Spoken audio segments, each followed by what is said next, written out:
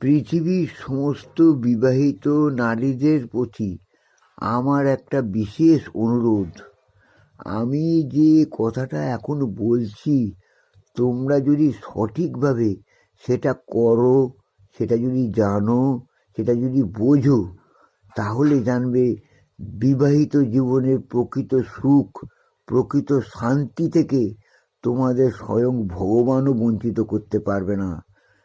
আমি যে কথাটা বলছি সম্পূর্ণটা মন দিয়ে শোনো, জানো, বোঝো এবং সঠিকভাবে করো। তোমার স্বামী যখন সারাদিন পর অক্লান্ত পরিশ্রম করে সারাদিনের কত অভাব, কত অভিযোগ, কত রকমের বিপদ, গ্লানি, লাঞ্ছনা সহ্য করে এসে তোমার গৃহে প্রবেশ করে, তোমার কাছে যখন ফিরে আসে একটু ভালোবাসার আশায়, একটু শান্তির আশায়, তখন তুমি একটু চিন্তা করো যে এই স্বামীর প্রতি আমার একটা কর্তব্য আছে। তারপর যখন সে ঘুমাবে, তার মুখের দিকে তাকিয়ে তুমি শুধু একটা কথা চিন্তা করো, আমার সঙ্গে তো তার কোনো রক্তের সম্পর্ক নেই, অথচ সে পরম আত্মীয়র চেয়েও বেশি আমাকে ভালোবাসে, আমাকে সে প্রিয়তমা মনে করে।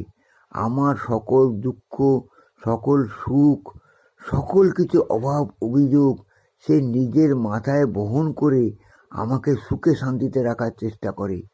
কত রকম অসুবিধা থাকা সত্ত্বেও সে আমার জন্যই সব কিছু ত্যাগ করে সে শান্তির জীবন চায়। তার মুখের দিকে তাকালে তোমার মায়ায়, তোমার স্নেহে, তোমার ভালোবাসার প্রতি মন ভরে যাওয়া উচিত। যখন দেখবে তোমার স্বামী প্রশান্তির ঘুম ঘুমাচ্ছে, তুমি শুধু এইটুকুই চিন্তা করো, আমার পতি আমার দেবতা, আমার স্বামী আমার পরম দেবতা, আমার উচিত তাকে যত্ন করা, তাকে আদর করা, তাকে ভালোবাসা, সকল দুঃখ তার মন থেকে ভরিয়ে দেওয়া, সে যেন আর কখনো দুঃখে না থাকে।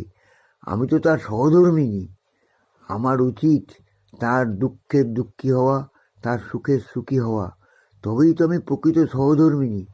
যদি এই কথাটা মনে চিন্তা করতে পারো, ভাবতে পারো, তাহলে জানবে তোমার চেয়ে সুখী আর কেউ হবে না।